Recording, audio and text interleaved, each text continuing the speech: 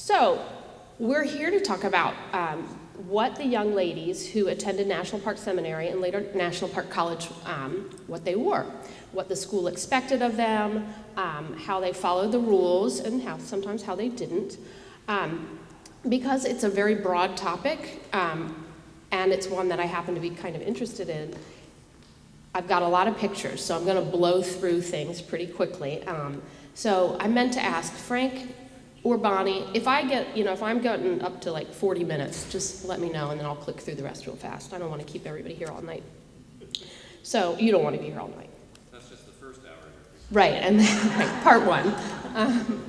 So here is our what was expected and the types of outfits. The school put out publications, and they always divided it into these categories. There was what you wore to class every day. There was what you changed into for dinner, which could also be the same thing you wore on Sunday. You had traveling outfits, and then you had your formal wear that were worn to parties and special events, and of course a lot of odds and ends that go with your wardrobe. And the time period of the school was all the way from 1894, the end of the Victorian period, through 1942, so right up until World War II. So a lot of fashion changes. And these are just some of the publications from which we gather the information for talks like these. The one that's most important here is the Concerning Dress publication, which came out every couple of years and gave examples of what the girls should be wearing, and a lot of text that described how they expected them to dress. But we also have letters home from girls to their mothers talking about, please send me my black gloves, I left them in my dresser drawer, things like that. So we get some information from personal things as well, and photograph albums as well. So, this is what the typical fashion was for everyday wear in the 1890s when the school opened.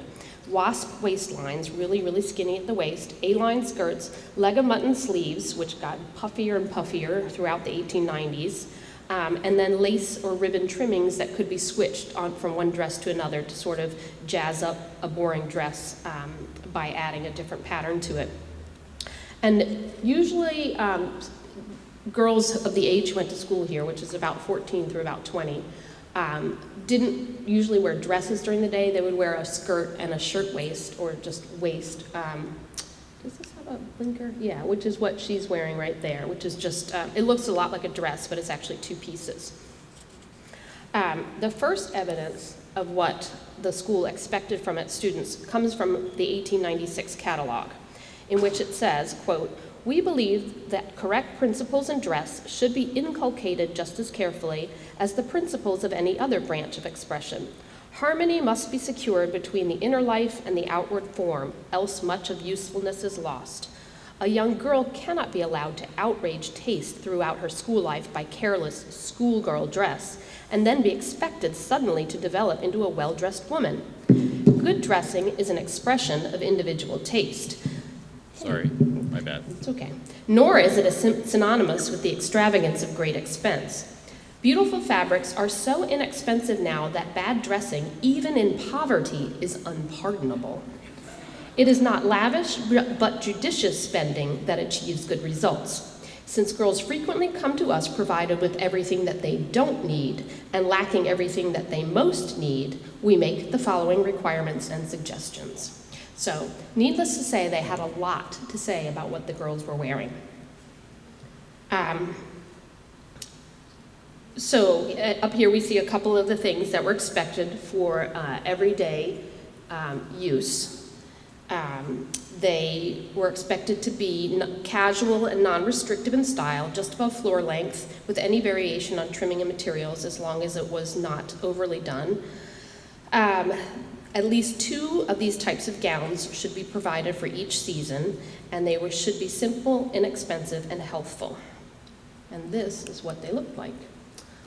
Not what I would call simple or healthful in particular, or non-restrictive for that matter, especially the ladies on the left who have very, very tight corsets on to make their waists so thin. But this is very much what people were wearing at the time. The tight waist, the A-line skirt, the leg of mutton sleeves were very much in fashion on the campus and elsewhere in the 1890s. And as I said, mostly they wore skirts and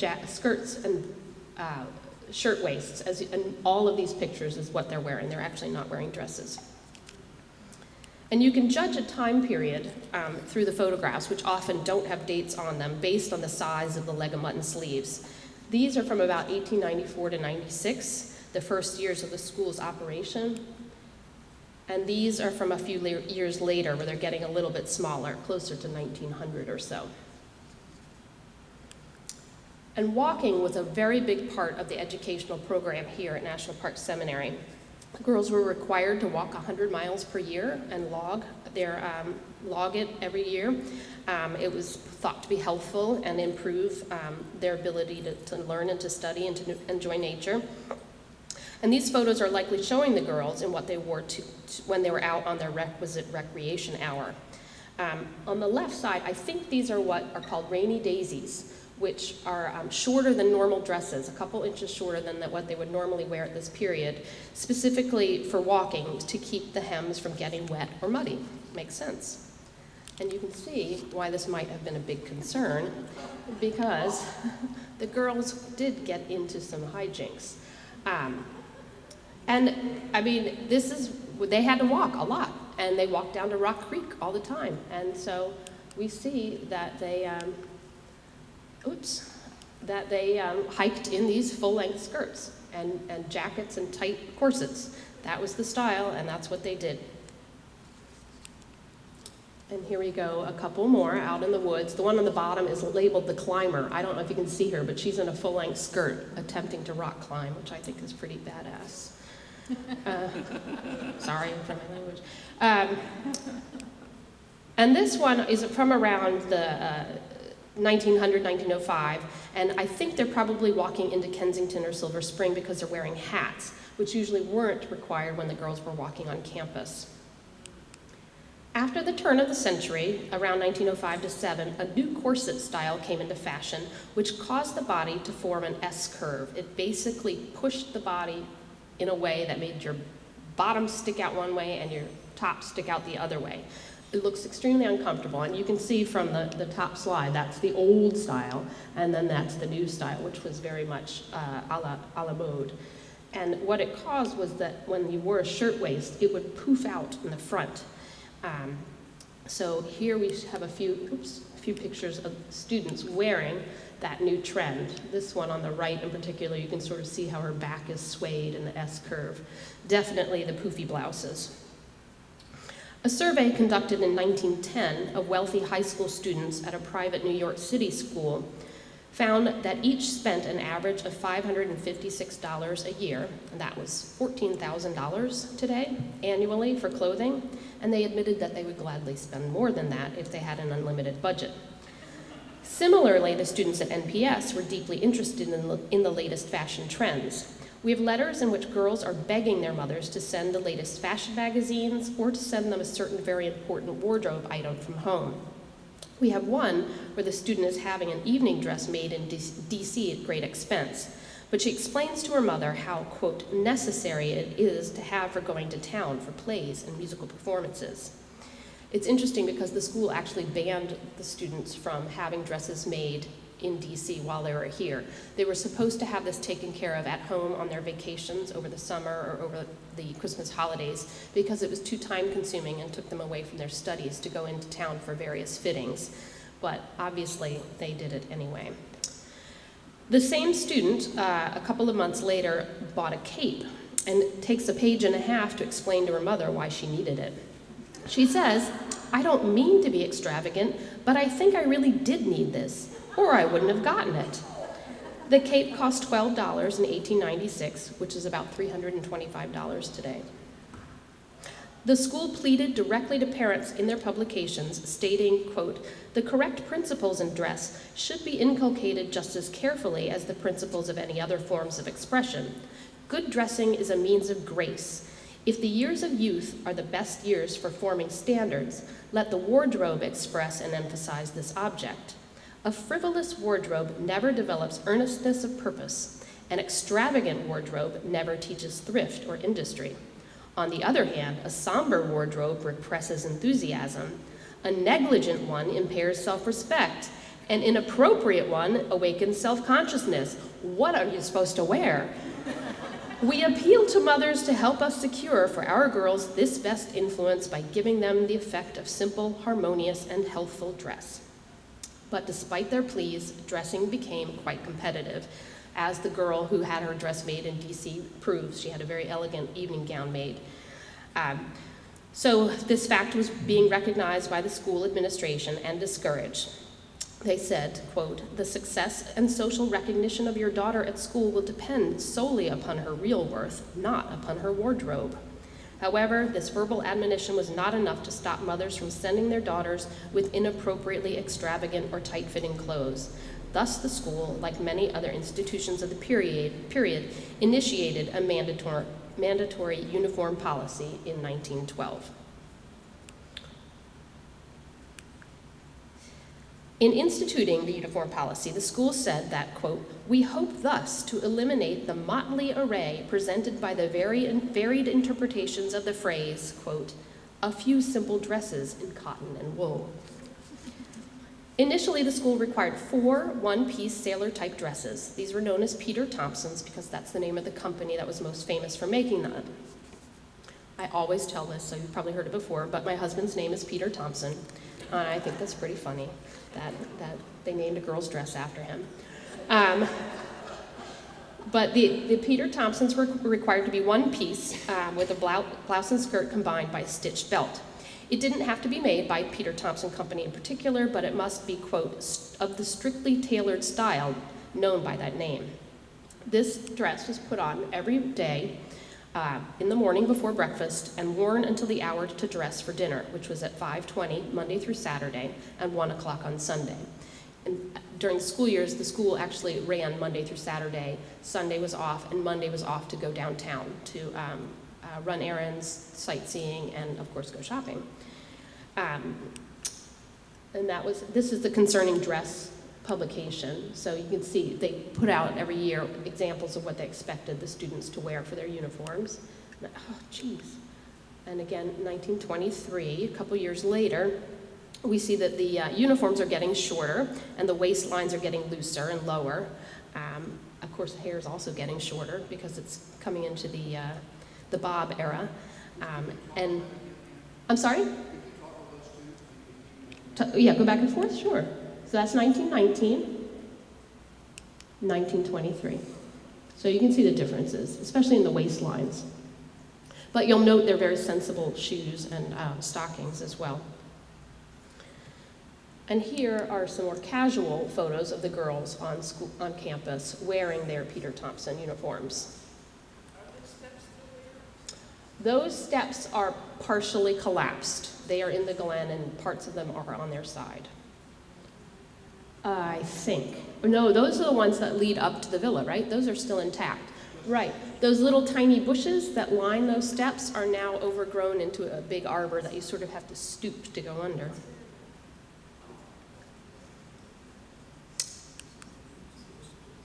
So the administration, however, still thought there was too much variation in the uniforms, so that by 1924, they actually required that all uniforms be the National Park model, which bears upon its sleeve the special insignia of the school. It was to be made exclusively by the Marcellus Hofflin Company of Norfolk, Virginia. So even in the previous years where they put out their own pictures, these were made possibly by different companies. There was a company out of New York that made, several out of New York that made them, and around the country. But they decided they had to be 100% the same. So the girls were required to order them from this company in Norfolk, where the Cassidys had their original school. Their first school was in Norfolk. Specific colors? Yep, getting to that. There were specific colors. And all our pictures are in black and white, so it's kind of hard to tell. The students were required to have one dark wool, usually black or dark blue, one heavy white, and 2 colored linen dresses. Samples and order forms were mailed to the students' homes. And there you go. So they had their choices of various colors. Heading into the 1930s, we see that the hemlines have come up even higher and the waists are back at a more natural level. And again, here is another sample card from the 1930s. The last one was from the 20s. And this is mostly the same as the 20s, but the hues on the right are a little more pastel in color, and there's a beige that was replaced by red serge up at the top. And note the one right under that, the black and white check, sort of houndstooth looking one. Because in this photo, the girl in the middle here is the only photo I know of where we've seen somebody wearing the black and white check. I hope you can see it from there. These are girls in the 1930s, sitting on campus, and then one in front of the fountain. You see the Peter Thompson skirts were longer, the waistline is returned up to its normal position in an attempt to bring back the more traditional, quote, womanly look. When the school was headed in a new direction in 1937 under its new president, Roy Tasco Davis, the students at National Park College were no longer required to wear uniforms. So going to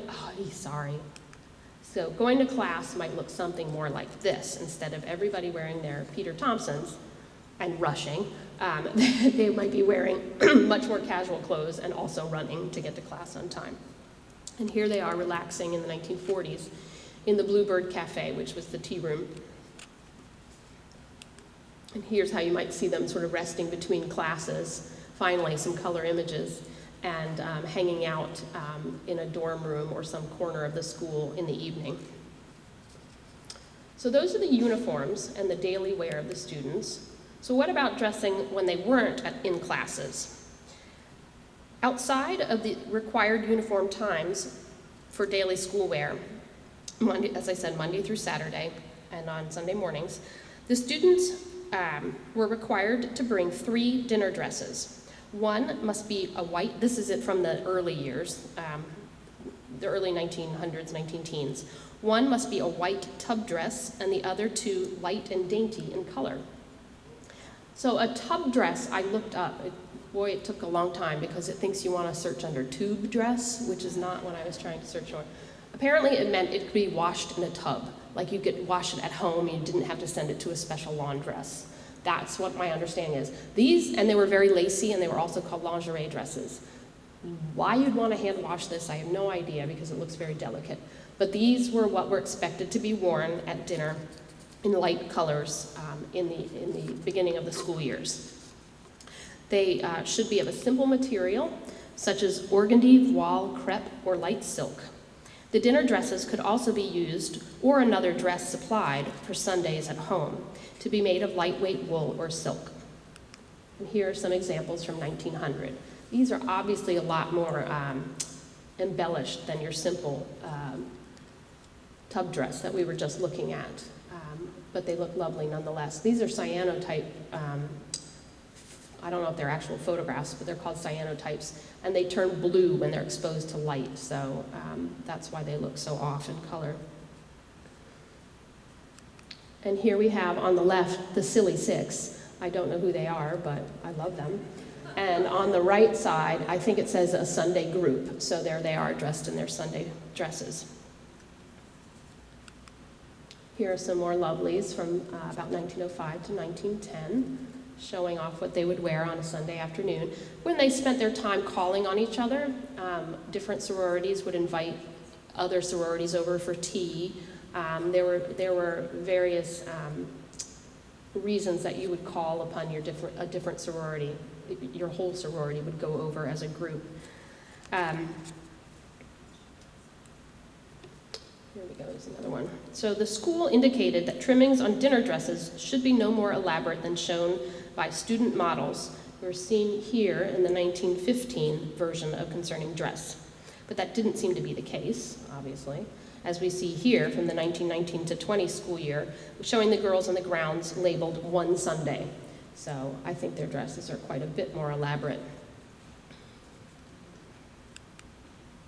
And there they are again, a couple of different views of that one dress on the left. In the 1923 publication, the administration felt it needed to clarify a few things. So, if lace dresses were to be worn, the upper part of the sleeve and lower part of the waist should be so lined as to avoid all semblance of a décolleté dress. At this time, the school asked for one white, one light, and one dark dinner dress. And here we go in 1924, another example of what they expected. And here we are going into the flapper age for sure. By the late 1920s, the school felt it again needed to warn against elaborate trimmings and stated that, quote, any girl who brings with her dresses which are ornate in material or trimming will run the risk of having them returned to her own. Oh, sorry. There we go. 1928-29, wearing their Sunday dresses as well. And in the 1930s and 40s, as you can imagine, Sundays at home became a little more informal, although they did still have to dress. They couldn't walk around in their Peter Thompsons or their pajamas or their gym suits or anything like that.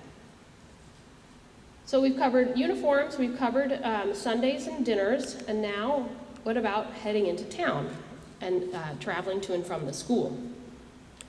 Almost all students arrived at the school by train. On the first and last days of the school year, all trains stopped at the Forest Glen station rather than just one in the morning and one in the evening so that students could arrive at the school.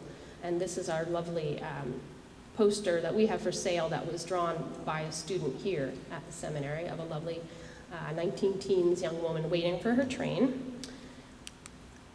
All students arrived with a specified wardrobe in their travel trunks and boxes, which would be driven down to the school in wagons while the girls walked. And you see them here with their travel cases, umbrellas, and lighter weight things that they could carry.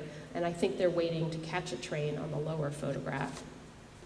Soon after they arrived, the students' wardrobes were actually inspected by their regents to ensure that what was required was in fact packed and that nothing unnecessary was included. Each year, in addition to uniforms, dinner, and Sunday dresses, the school required one outfit for going into DC for shopping and for sightseeing. It could also be the same outfit they used for traveling to and from the school. Field trips were required during the first semester to visit places like the Capitol, Mount Vernon, Arlington Cemetery, the White House, to acquaint the students with their new surroundings. And here we have a shot of the girls on the boat going down to Mount Vernon. This is before the George Washington Parkway took you there. And then on the right is the Temple of Fame at Arlington Cemetery. And you'll see them wearing their travel outfits. Note the hats, which I think are always interesting. Because the school said a hat was required to go for town trips, but, quote, it must not be conspicuous in shape or trimming. So, not really sure they got that message. The publication concerning dress described the travel outfit throughout the years as a tailored suit coat in dark wool or silk. If preferred, a top coat of cloth or fur could be substituted for the coat suit. It can also be used for theater trips, as long as it's paired with a dainty waist. And oops, and here we go again with some more travel ones. This is the one where I really don't think they listened to the message about the hats. And here's a lovely image of a student getting ready to go to town. Other than not wearing her gloves, she's in her travel outfit, probably in the mid-19-teens. Before going into DC, girls, according to one of the alums, girls had to line up on the Honeysuckle Bridge, which took them over to the train station, and stand rigidly at attention while Miss Munford, the dean of the school, thoroughly inspected them. The girls had to wear black stockings, regulation shoes, and gloves. No girls were allowed to wear one glove and carry the other. Moreover, both gloves had to match. There was no fooling the dean. And here we show the girls in 1923. Notice they're all wearing their gloves. And in 1924, we see a change in the hats. I'll flip back and forth. And the style of, 23, and then 24. See, the hats are getting a little bit smaller and definitely a more baggy look to the outfits. But the gloves were always required. And here we are in 1928, shorter hemlines. By 1930s, the school printed that the rules for going into town were, quote, a hat, purse, gloves, and hose are essential. Socks and saddle shoes are never, in capital letters, to be worn to town. And here are some nice personal photos from a good DC site visit in the 1930s, wearing their lovely outfits, and a couple more showing their elegant travel suits. I happen to really love that photo on the top. This is outside the White House of the girls. And the one on the left is sort of some famous people of the day. I think Marlene Dietrich might be on there, showing the hat styles. So you can see that jaunty angle that everybody was going for. Our girls were right in line with what was happening in high fashion. And here's another view at the Lincoln Memorial. I love this one because you can just imagine the black seams of their stockings that you can't quite see in the photograph, but you know they're there at this era.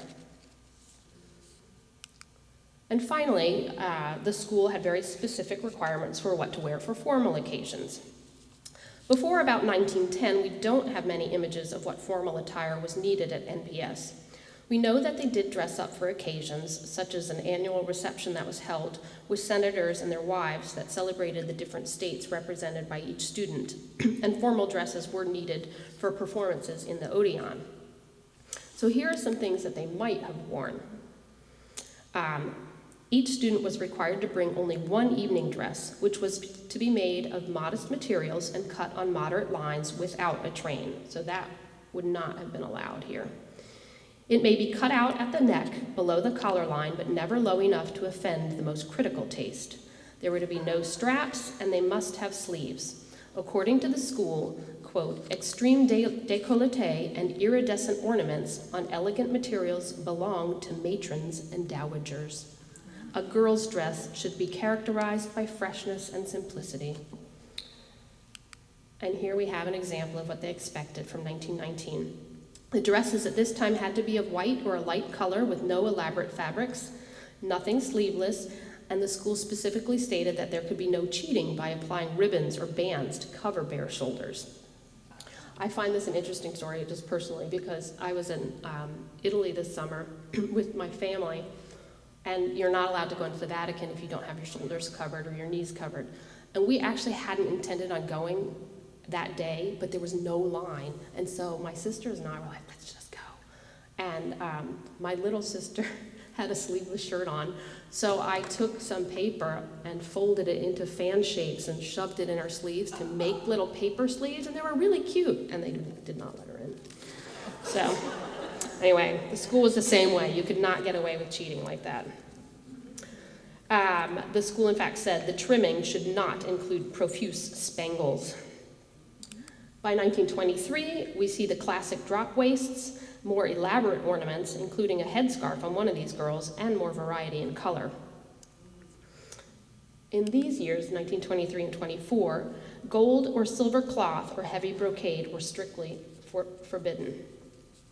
But here in the, did I skip one? Oh, I skipped one, sorry. This thing is very sensitive, but there we are, 1924. And then moving on, getting shorter, definitely a variation in the length of the hemline and handkerchief hems, a lot more movement to the dresses in the flapper era, related to being, in theory, being able to dance the Charleston, which the girls at this school never did on campus because it was too risque. And here I have some pictures of the girls on campus from about 1915 to 18 and in the early 1920s on the right side. And here they are lounging here in our ballroom, listening to music you can see the record players right there, listening to music in their nice 1920s dresses. This would be very soon after the ballroom was built. And here in the 1930s, the school began to hold a lot more formal dances once they relaxed its policies on visiting gentlemen. So we get to see a lot more evening wear. Unfortunately, most of the photos are from up in the balcony, so you don't get a great view of the dresses. This is a picture I happen to like from the 1937 yearbook. This is the class presidents and the wife of the president of the school, all in their formal gowns at graduation time. And this is a lovely senior portrait with a dress that I would die for. So I just find that Just adorable. Another dance scene, if you can sort of focus in on the formals, the full-length formals that they were wearing. You'll see a lot of bare shoulders by this point in time. And here are the seniors from the Delta Colonial House, I believe, in their graduation dresses, which were required to be white, but you can get a sense of the variety of styles. And one of my favorite photos of all time, this is from the 1940 View book, taken by a professional photographer. And just great, because there's so few pictures of the school in color that it's just lovely to see. Okay, I think we covered pretty much all of the outfits that were required, but you can't just wear dresses and all the time, so you have to wear a few more things, like coats. From its inception, the school recommended, quote, a long, loose wrap of pretty silk or wool for evening wear on the grounds, and a long, loose storm coat of dark cloth for winter walks. I think that's pretty much covers those dress coats up there. And they later added, which I think is interesting, that the coat would be used for these walks as well as for automobile rides, indicating the change in times and what they might be using these coats for and what activities they were interested in. In the early 1930s, the school recommended, but did not require, a sport coat in marine flannel for colder weather. This was an NPS-specific design with the school's insignia on the sleeve. Like the uniforms, it was available from the Marcellus Hoffland Company. It was, quote, jacket length and much newer and more attractive than sweaters, and they come in exquisite colorings. I've never seen one in any of the photos I've seen here in our archives, and you'll see a photo right here is from 1937, and she's not wearing one, so I'm not really sure they ever took off. The school was fairly silent on its policy on fur, except to say that it could be used with a travel suit for going into town. But since fur was all the rage for much of the school's life, the NPS girls definitely had them. Whether it was fox collars in the 1920s or full coats with different furs on the sleeves and the collars, as you see on the right. There were furs. And here we go. You could wear them for everything from sitting in a statue to hanging out on a balcony. Wearing them on campus, wearing them off campus. We saw this one before, but they are wearing their furs. And this one is at the Naval Academy in Annapolis. And of course, they also wore them when they were up to no good, because who doesn't climb a tree in their fur coat?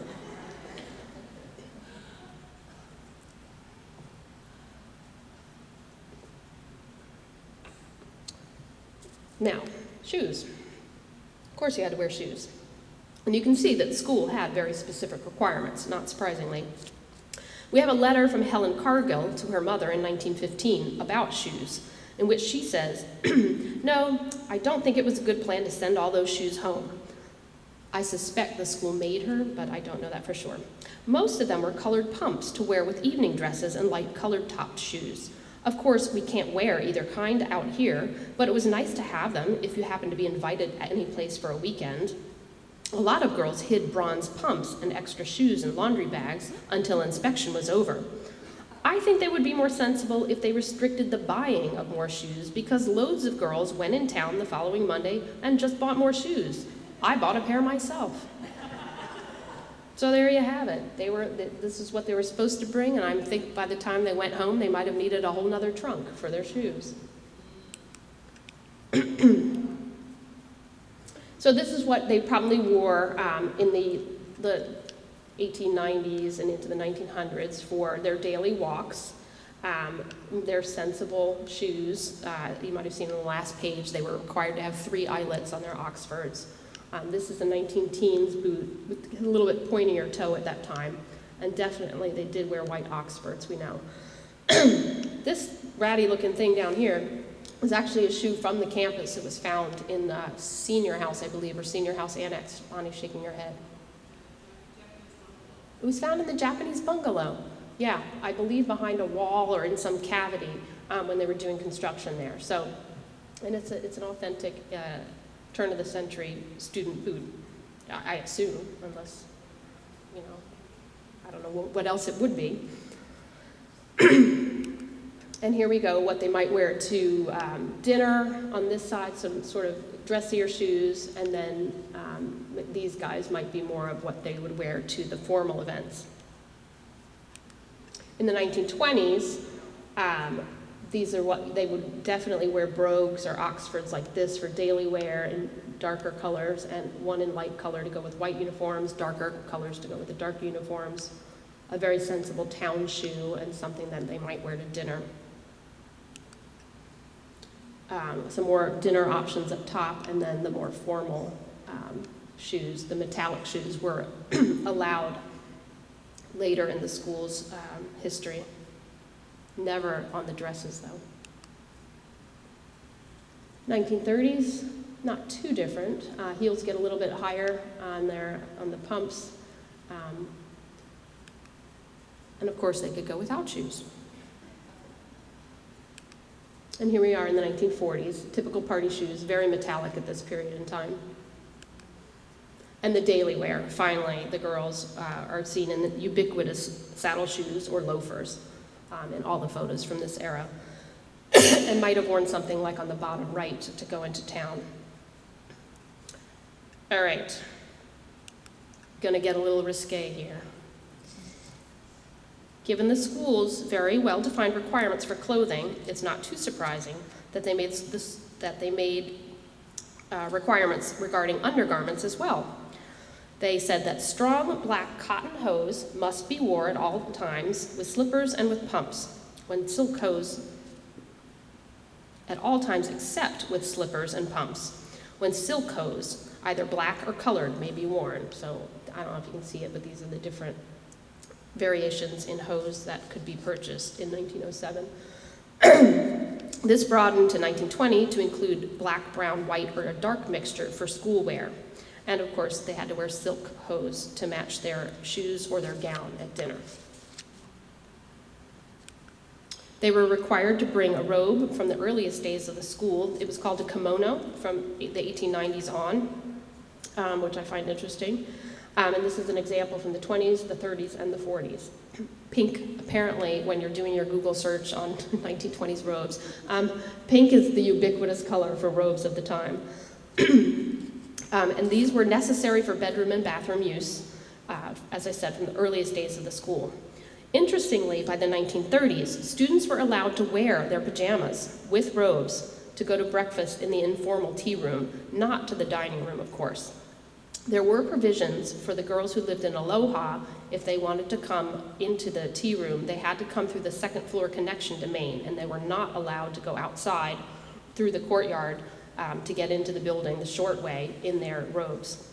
And the girls from the villa were also allowed to come all the way across from the other side of campus, but they had to wear a coat on top of their robe, on top of their pajamas, and they had to roll up their pajama legs so nobody would know that's what they were wearing. Pajamas were allowed through lunchtime in the tea room, which I find very interesting. Now we're going to get a little more personal.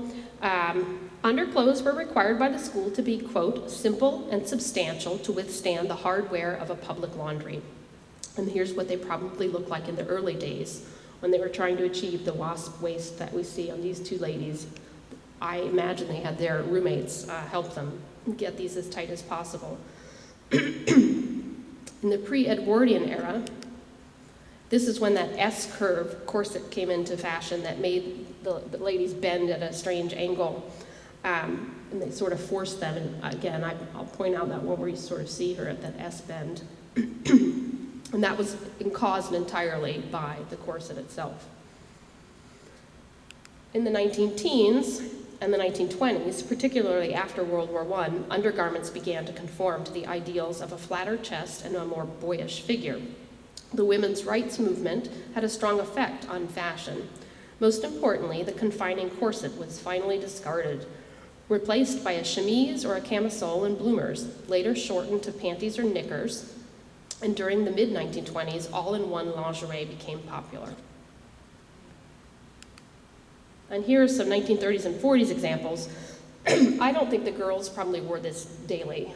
They would have worn something like this under their formal wear for sure, and possibly under their dinner wear. And believe it or not, I found a picture of a student wearing lingerie, which I was quite surprised by. It says at the bottom, "Our little rascal," as, quote, "the vamp." So there she is, all vamped out. And I even found a few not wearing any underthings. Early on, the amount of underclothing allowed to be laundered each week was 2 full sets of body linen, including 1 white underskirt. Underclothing could be mended by the seamstress weekly by paying an annual sum. By the 1920s, students were charged per item, and the school estimated in 1924 that the laundry would cost about $50 a year. Oh, hats. We could spend an entire evening on hats, but I don't want to keep you, so I'm going to blow through hats really fast. In the early 1900s, late 1890s, they were gigantic and elaborate. This is a catalog page, and these are 2 students at the school showing, I mean, that hat is humongous. I don't know how it's balanced on her head. And then we'll just skip to the 1920s, where they got much more compact, cloche-style hats, close to the head. They sort of fit around the bob very nicely.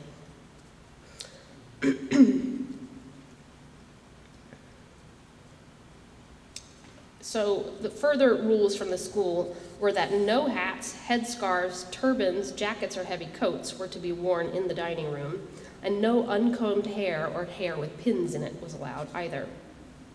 Other rules were that no socks or saddle shoes were allowed in the dining room, no sweaters unless they were of the dressy type, and students must wear stockings. No gym suits or shorts without a coat over them were allowed in the front hall. No shorts were allowed at all in Fountain Circle, in the dining room, or on public roads. No informal clothes, saddle shoes, socks, slacks, you can tell this is from a later era, were allowed in the front hall on Sunday or when formal parties were in progress, and no headscarves were allowed in the chapel. Odeon events were formal dress, no socks, no daytime sweaters, no saddle shoes. For going into Washington, a hat, a purse, gloves, and hose were required, and as I said, socks and saddle shoes were never worn. For going into Silver Spring or other nearby walking spots, sports clothes were okay, but neatness was required. A hat was not, but hair should be tidy. Finally, all of the girls had to label all of their clothes. Their gloves, their rain boots, their coats, their sweaters, their shoes, all had individual labels sewn into them. So you can imagine there are a lot of letters home, girls asking their mom to send them new labels so they could have them sewn into their clothes. Oops. The school's advice concluded with, quote, "We trust that mothers will appreciate the spirit of helpfulness in which these suggestions for dress are made.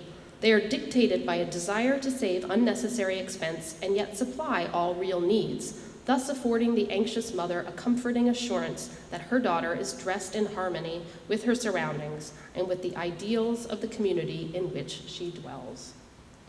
Thank you all very much.